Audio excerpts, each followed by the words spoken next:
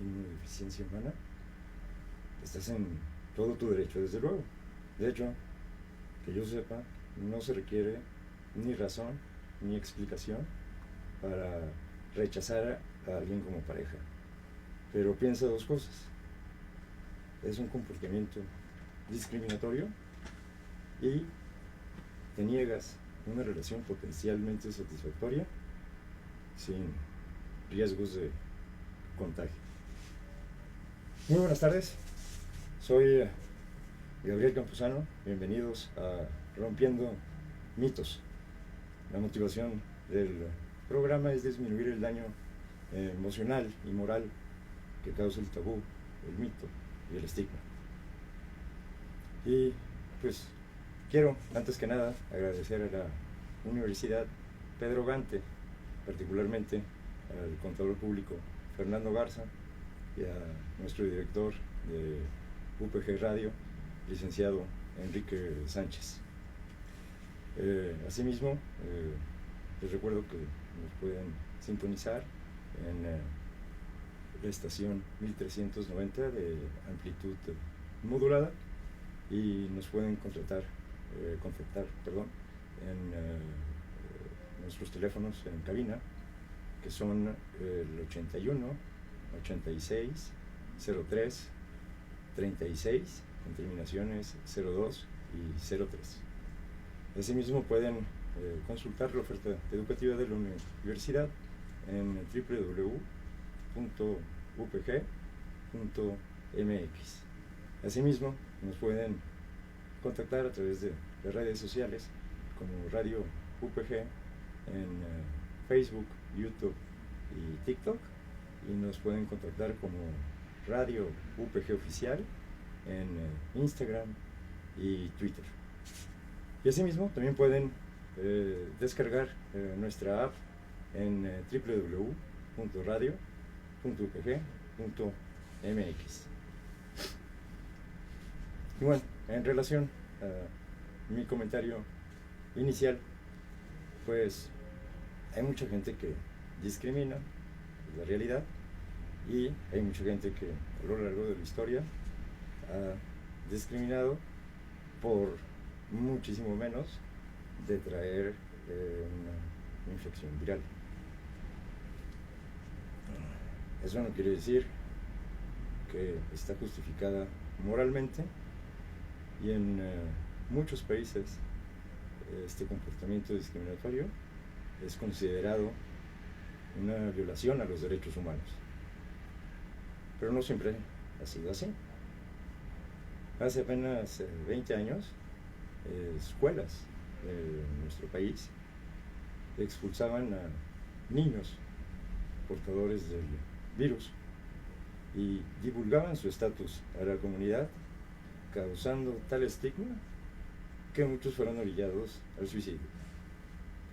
La Comisión Nacional de Derechos Humanos del país intervino acertadamente en aquella época, pues esclareciendo que esto definitivamente no debe ocurrir, que es una violación clara de los derechos humanos de los niños, y ellos tienen derecho a su privacidad y con los tratamientos actuales pues a una vida larga, satisfactoria, igual que cualquier otra persona. Estuve, tal como redacté el mito, estuve titubeando muchas horas si debería incluirlo o no, porque siento que estoy haciendo un poco de trampa, pues la gente familiarizada con el virus de inmunodeficiencia humana, que de ahora en adelante me referiré a él como VIH, pues ya sabe también desde hace 20 años que solo se trata de un mito parroquial que no tiene soporte médico, moral o científico. También quiero destacar que la gente infectada con el virus, cuando compara su infección con otras enfermedades crónicas sumamente más mortales, por ejemplo, metástasis de cualquier cáncer, pues se sienten en Disney. Simplemente los tratamientos actuales, mediante la ingesta de antirretrovirales, que por cierto son gratuitos para cualquier persona viviendo en México, por ejemplo, Estados Unidos, Canadá, Reino Unido, pues le permiten a una persona vivir como cualquier otra, una vida larga y satisfactoria, pero más importante que nada, sin la ansiedad de tener la posibilidad de infectar a otros. Entonces, hablaré más adelante de evidencia concreta que pues promueve la eliminación, el rompimiento de este mito, que las personas viviendo con VIH no tienen derecho a tener una relación sexual, a tener una pareja. Y bueno, pues obviamente este mito pues ha sido roto muchas veces con diferentes argumentos. Mencionaré algunos, pero mi aportación individual pues radica en la forma en que voy a romper todos los mitos, es decir, considerando la epistemología de Karl Popper. La epistemología es la rama de la filosofía que estudia el conocimiento científico, cómo se crea, cómo se sabe que lo que se sabe es cierto, pero principalmente cómo se distingue entre una teoría o una idea científica y una que no lo es, o sea, pseudociencia. Karl Popper resolvió este problema y otro problema simultáneamente, el de la inducción. El problema de la inducción fue notado inicialmente por David Hume y básicamente observó que lo que decían los científicos que hacían de la revolución científica era lógicamente imposible. Es decir, que se recibía conocimiento a través de los sentidos, a través de hacer observaciones, se hacían inferencias y luego se generalizaban mediante inducción. Y esto definitivamente no es posible. Para hacer una observación, antes que nada, ya hay que tener un marco teórico, porque si no, ¿qué es lo que vas a observar? ¿Con qué sentido o con qué instrumento? Entonces, en los episodios anteriores he hablado de esta epistemología del conocimiento y de cómo se crea. Les he compartido que el progreso en el conocimiento es posible gracias al método científico, en el cual conjeturamos teorías con poder explicativo para resolver problemas. Es decir, adivinamos a prueba y error y con corrección de error.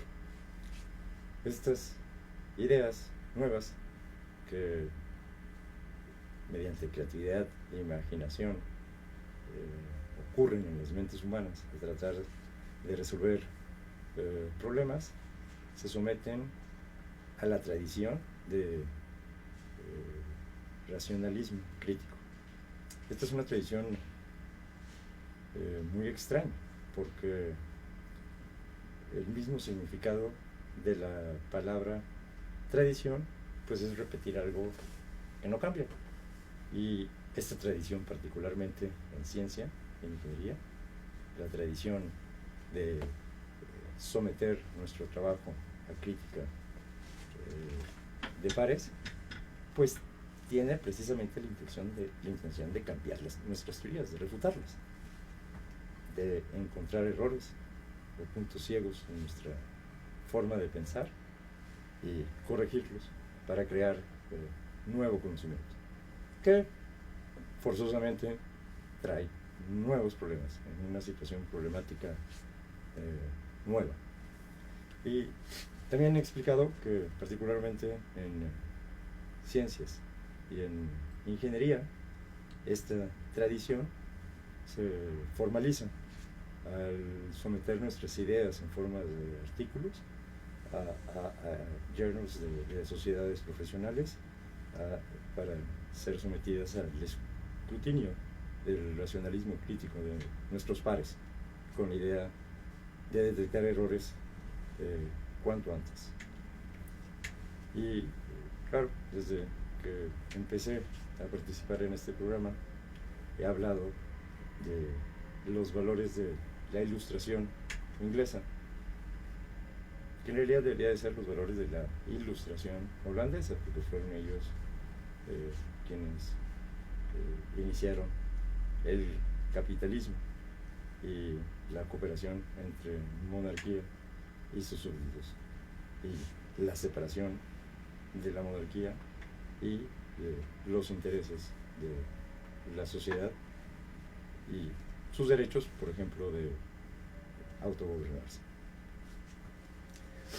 También les he hablado todo el tiempo del conocimiento y de la creación de conocimiento sin haber formalmente definido el conocimiento.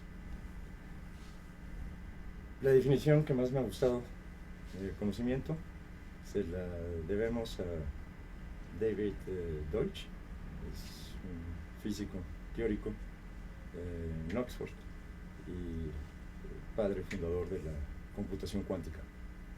Y él nos define el conocimiento como información que tiene poder causal, es decir, la información que por su propia naturaleza puede causar transformaciones físicas. Popper hablaba de conocimiento sin necesariamente un sujeto consciente, es decir, tenía una definición más amplia del conocimiento y no solamente aquel que se crea en las mentes humanas. Por ejemplo, el ácido desoxirribonucleico, el ADN, es la molécula en forma de doble hélice, constituida en su parte central por dos cadenas de azúcares y grupos de fosfato, donde tiene enlazado a cada azúcar una de las siguientes 4 bases: adenina, citosina, guanina y timina. Y las dos cadenas en el ADN se mantienen unidas por enlaces entre las bases. La adenina se enlaza, por ejemplo, con la timina y la citosina con la guanina. La secuencia de estas bases a lo largo de la cadena es lo que codifica las instrucciones para formar proteínas y moléculas del ARN. La secuencia genómica juega el papel de un software que nos define, pero no solamente nos define, sino que el hardware, el sistema biológico donde corre este hardware, ejecuta instrucciones y tiene manifestación física, por ejemplo mediante la expresión de genes o mediante un sistema avanzado de combustión interna y mediante una red compleja de señalización. Este código provee, por ejemplo, el algoritmo para construir y operar un corazón. También permite una mutación, podría hacerte inmune al VIH. Como se estima que el 1% de la población global es inmune a un tipo de VIH. También el ADN tiene una instrucción para que tengas ojos verdes o cafés o de cualquier otro color. Y claramente este conocimiento en el ADN es inconsciente para nosotros. Si no estamos conscientes, no percibimos internamente cuando pues, un conjunto de genes expresan el color de los ojos, o cuando pues, un conjunto de sistemas autorregula la temperatura interna. Otro tipo de conocimiento que sí requiere un sujeto consciente, pero que es vastamente superior al contenido en el ADN, pues que nosotros sepamos, solamente se puede crear en mentes humanas. Y simplemente, pues hay más bits en el cerebro que en el ADN.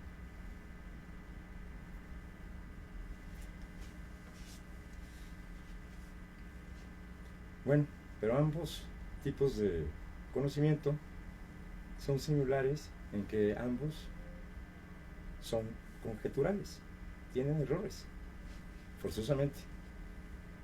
Uno es conjeturado a prueba y error durante millones de años por la evolución darwinista y selección natural. El otro es conjeturado usando la creatividad, imaginación y racionalidad.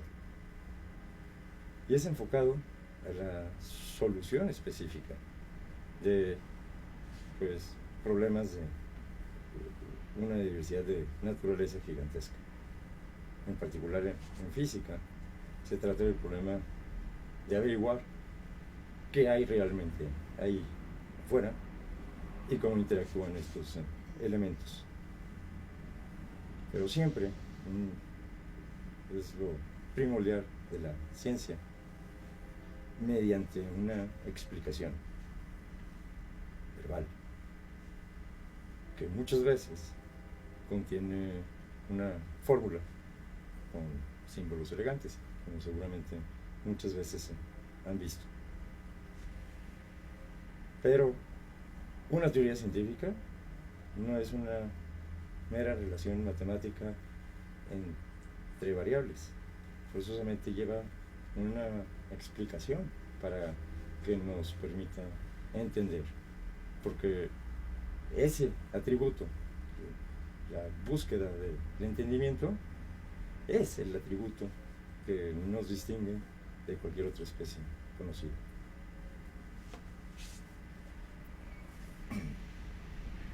Y, por supuesto, esta forma de generar y crear conocimiento nos permite posteriormente diseñar y manipular la naturaleza para estar más cómodos y mejorar la vida de todos. Y bueno, volviendo a la epistemología de Karl Popper, que asume la falibilidad humana como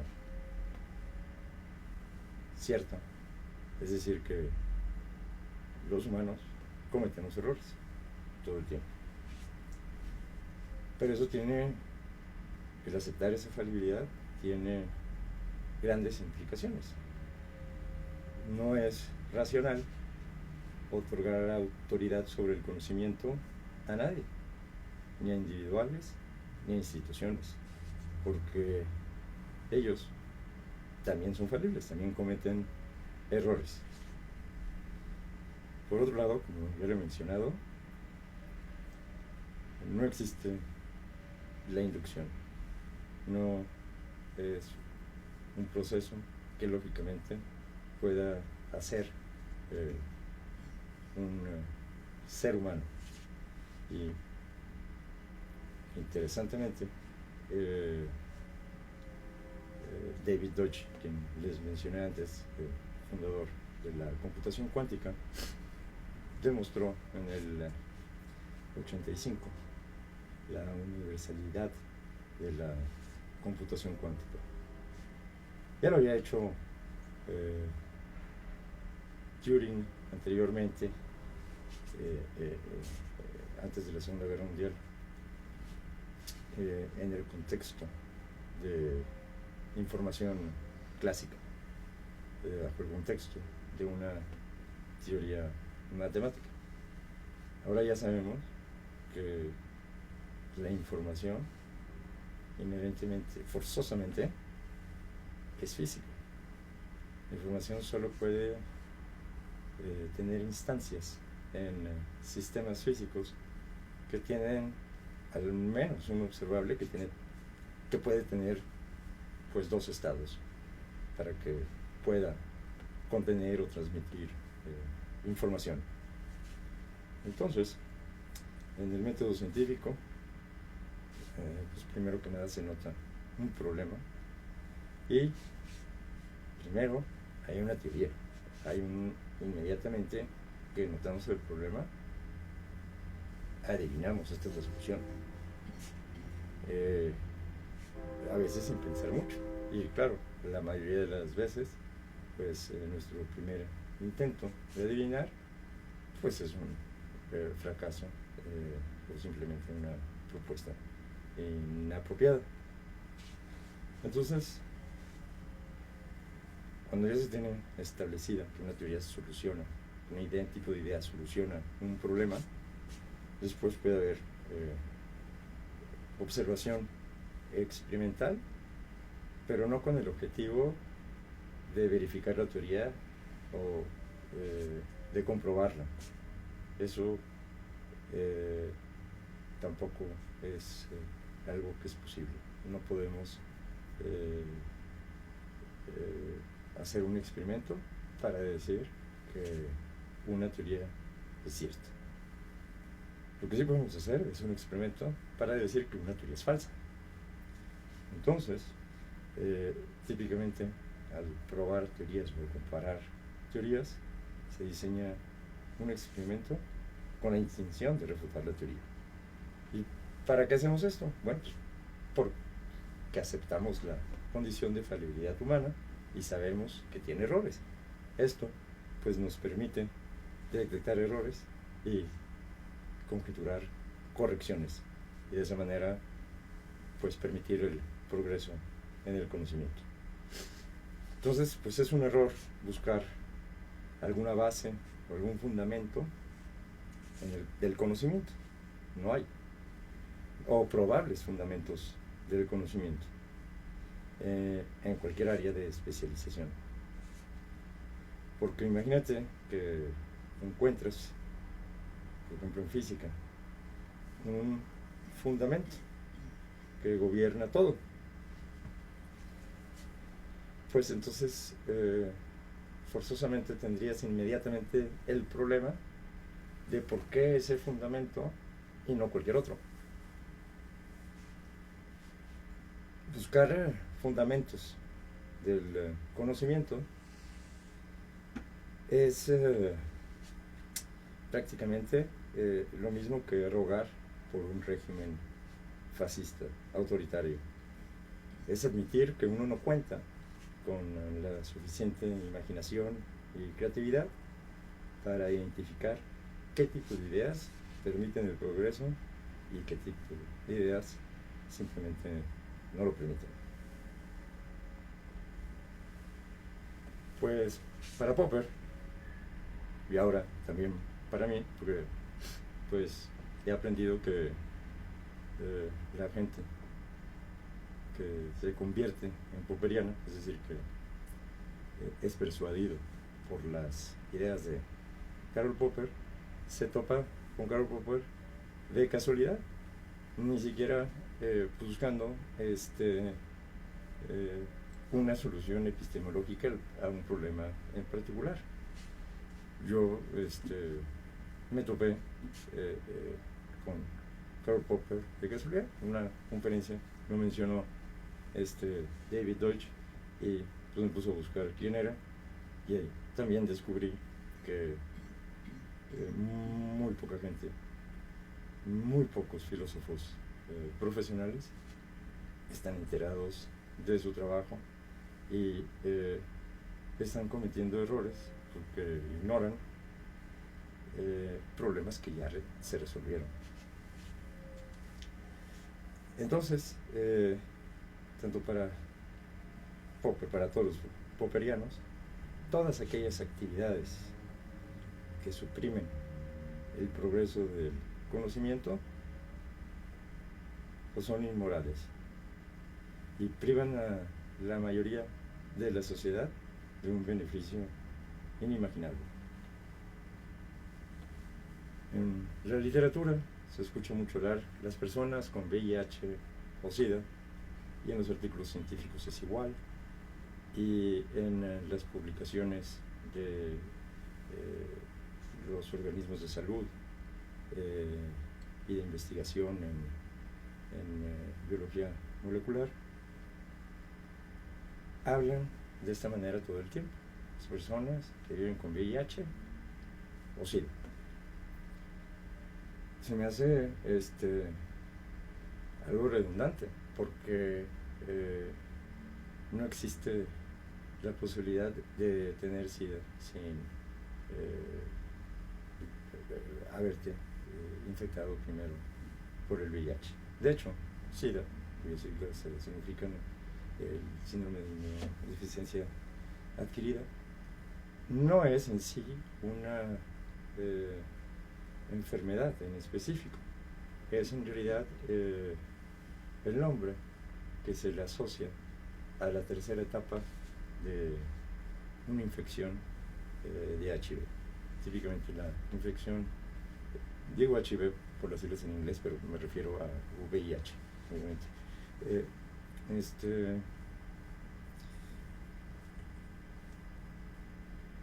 El SIDA corresponde a la tercera y última etapa de una persona infectada con VIH. Es la etapa antes de la muerte, y puede ser muy variada. Hay un conjunto de enfermedades conocidas como enfermedades oportunísticas, que si no estuvieras afectado por el VIH sería fácilmente tratable, ¿no? Actualmente la mayoría de la gente infectada con VIH muere, si es por causa de SIDA, muere por tuberculosis, un tipo de cáncer en los pulmones. Y bueno,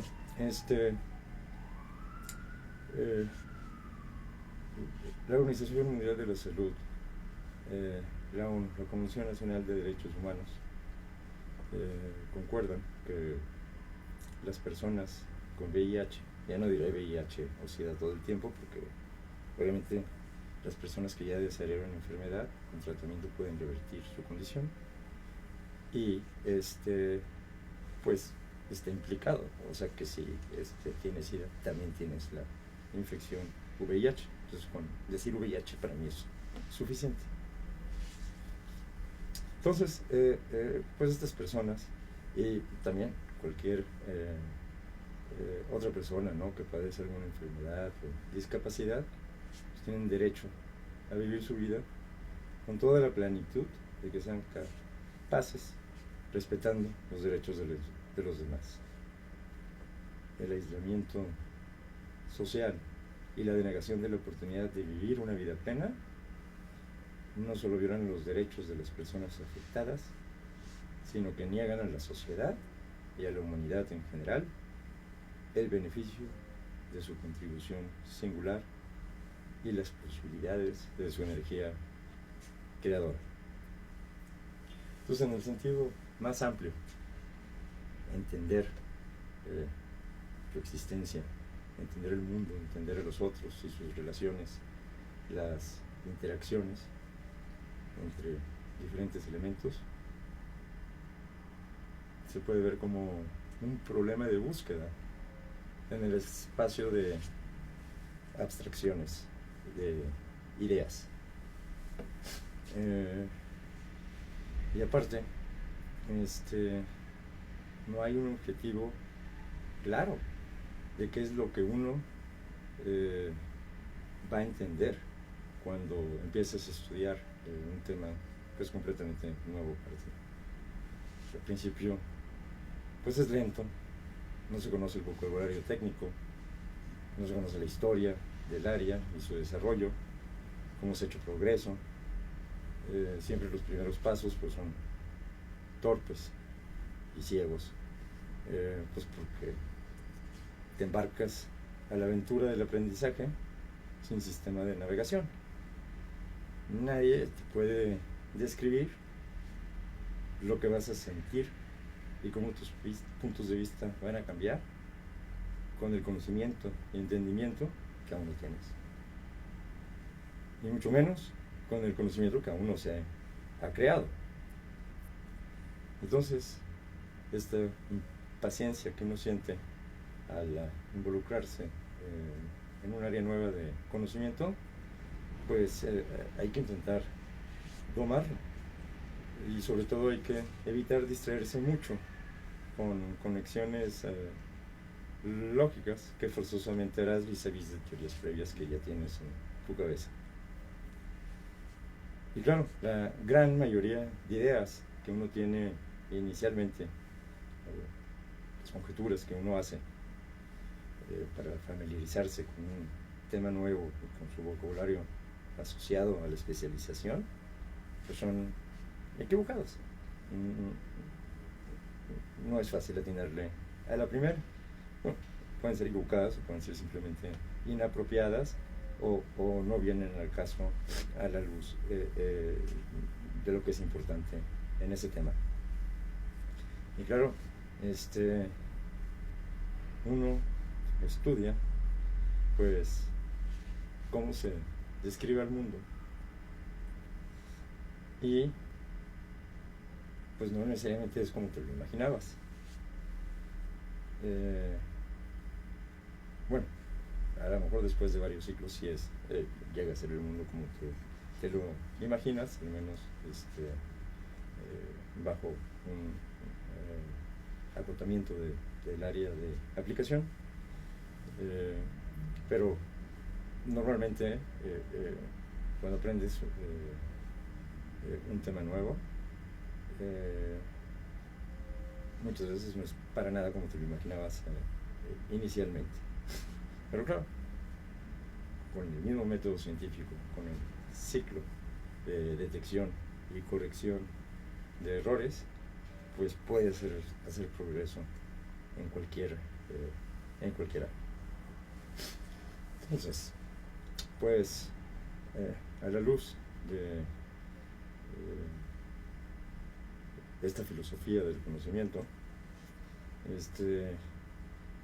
pues les daré algo de información general del VIH, porque aunque pues es una infección detectada por primera vez en México en 1983, pues hay mucha gente que ignora muchas cosas respecto a la infección y pues puedo asumir si el auditorio, todo el auditorio tiene la misma información actualizada, porque pues la forma de pensar sobre el VIH ha evolucionado drásticamente, ¿no?, desde los 80s a ahora. De hecho, en algunos estados de Estados Unidos estaba criminalizado tener relaciones sexuales siendo portador del VIH sin antes haber divulgado su estatus. Y hay actualmente gente en prisión por eso. La mayoría de los estados ya cambiaron esta legislación y bueno, en el caso de México, particularmente la constitución política del Estado mexicano, en su artículo 1, párrafo 5, puedo leer: queda prohibida toda discriminación motivado por origen étnico o nacional, el género, la edad, las discapacidades, la condición social, las condiciones de salud, la religión, las opiniones, las preferencias sexuales, el estado civil o cualquier otra que atente contra la dignidad humana y tenga por objeto anular o menoscabar los derechos y libertades de las personas. Creo que en este momento a lo mejor es importante mencionar cuál es el problema de la sociedad y el VIH. Bueno, primero que nada, ¿cómo llegó el VIH al humano? Pues permanece un misterio, pero muchos piensan que como muchos otros viruses, mediante una mutación saltan de otro ser, de otro animal, al humano. Y o sea, no necesariamente como estoy hablando de contexto sexual, ¿no? O sea, simplemente conviviendo con un chimpancé en el zoológico.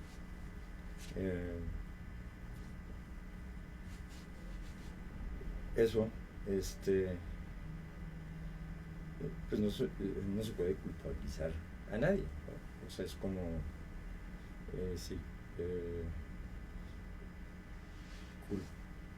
es como si le echáramos la culpa a los investigadores que en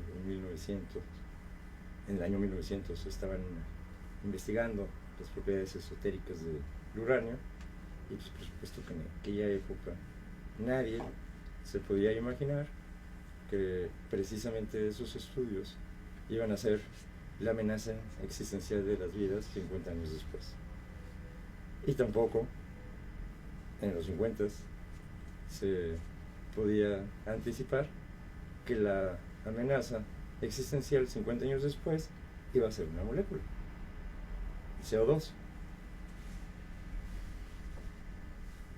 Es decir, es imposible anticipar los beneficios y amenazas que traerán el conocimiento que aún no se ha creado.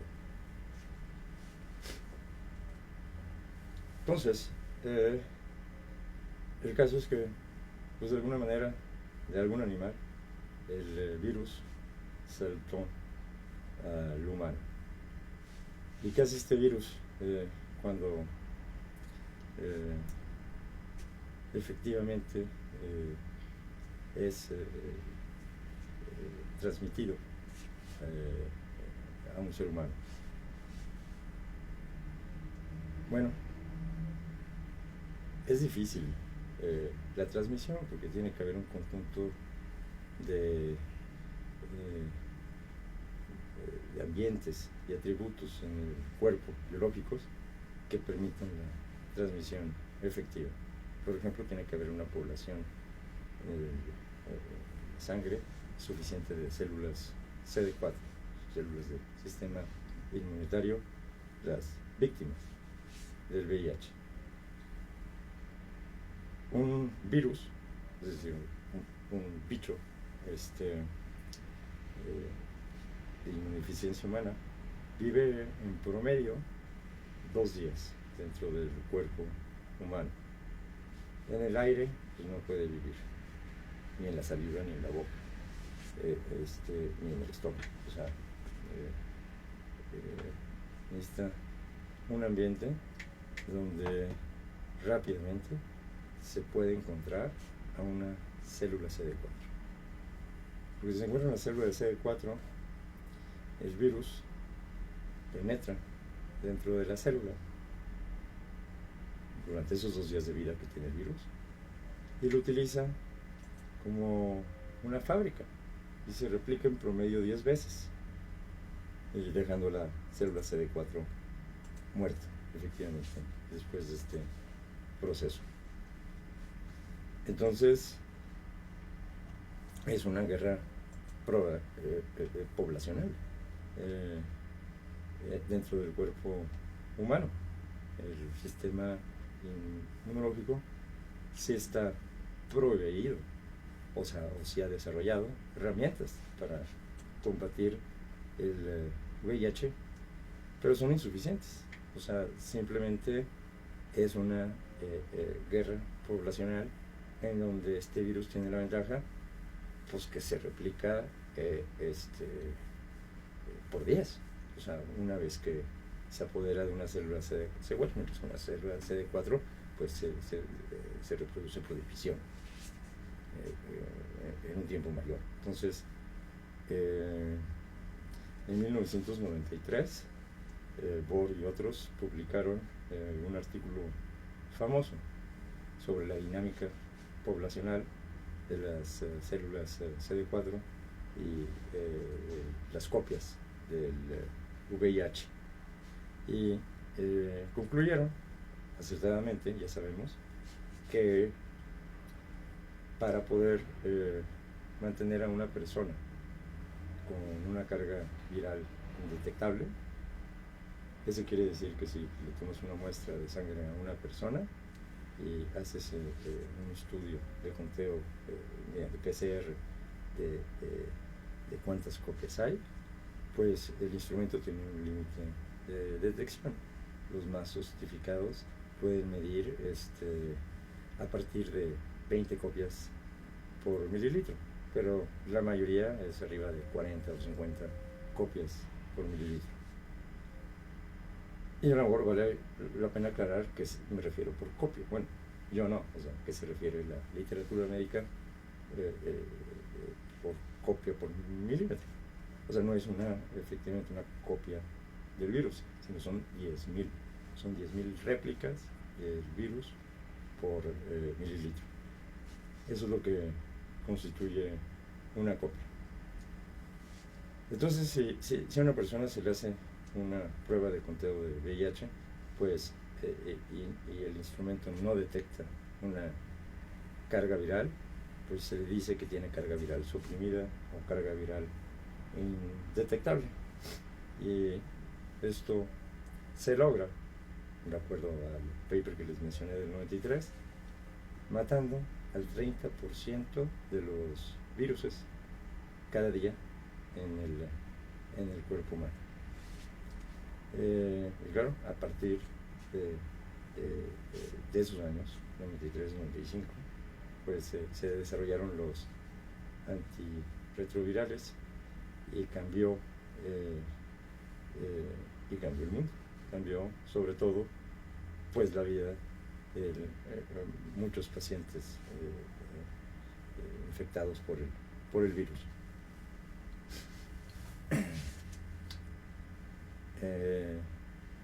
¿Cómo se transmite el virus? Pues mediante relaciones sexuales. Esa es la forma básica de transmisión. También se menciona, ¿no?, que mediante una transfusión, pero pues no permitas que te hagan una transfusión sin haber pues hecho una prueba, ¿no?, a la sangre que te a menos de que sea una emergencia, ahí no hay nada que hacer. Y también se dice que se transmite por gente que comparte jeringas para inyectarse sustancias en el cuerpo. En muchos países, para evitar el contagio de esta forma, simplemente regalan las jeringas. Y no solamente eso, por ejemplo, he observado en Ámsterdam que mucha gente en sus casas coloca en las noches una luz morada, de tal manera que si ves tu brazo bajo esa luz, resaltan las arterias. Y la gente hizo esto para que, si por ahí pasase un aeronómano y quisiera inyectarse, pues no esté batallando en encontrar su vena y haciéndose daño. Es una forma pues diferente de pensar de los aeronómanos, una forma pues cuando me enteré de esto, pues definitivamente más humanitaria que simplemente estigmatizarlos y decir que no son buenos planes, como sucede con muchas otras discapacidades.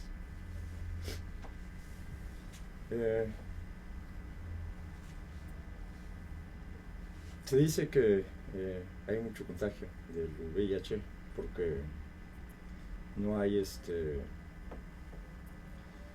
forma de enterarse rápidamente, menos de que te hagas una prueba, que estás contagiado, porque la enfermedad se puede desarrollar entre 2 y 10 años, aunque hay gente que dice que se enfermó antes de los 2 años. Bueno, no, mi duda es cómo es posible que un virus que tiene una vida promedio de 2 días sepa que debe de actuar dentro de 2 o a 10 años. Yo creo que todavía hay que estudiar mucho. Solamente voy a presentar evidencia de 2 estudios conocidos como Partner 1 y Partner 2, pero hay muchísimos estudios ya. Entonces, aproximadamente 2.000 parejas, 0 discordantes. Eso quiere decir que uno estaba viviendo con VIH y el otro no. Más o menos la mitad heterosexuales y la mitad gay. Tuvieron a lo largo de 10 años 135.000 relaciones sexuales sin condón. Y se observó que en los casos donde la pareja con estatus positivo de VIH y con carga viral indetectable, no hubo transmisión, ni una sola en esas 135.000 relaciones sexuales. En el estudio sí hubo unos negativos que se hicieron positivos, pero se estudió el fenotipo y no fue por su pareja, y además se admitieron haber tenido relaciones con otras personas. Entonces, pues, si tienes VIH, te aseguro que puedes tener una vida normal y tener una pareja, y cualquier persona que te discrimine, pues de entrada ya no es una persona con la que quieres estar, independientemente si tienes o no VIH. Con esto concluyo el episodio de hoy. Agradezco una vez más a la Universidad Pedro Gante y al contador público Fernando Garza, asimismo al director de Radio UPG, el licenciado Enrique Sánchez. Cualquier pregunta, favor de ponerla en los comentarios en nuestras redes sociales, y con gusto serán atendidas durante la semana o en vivo la próxima semana. Gracias por su compañía.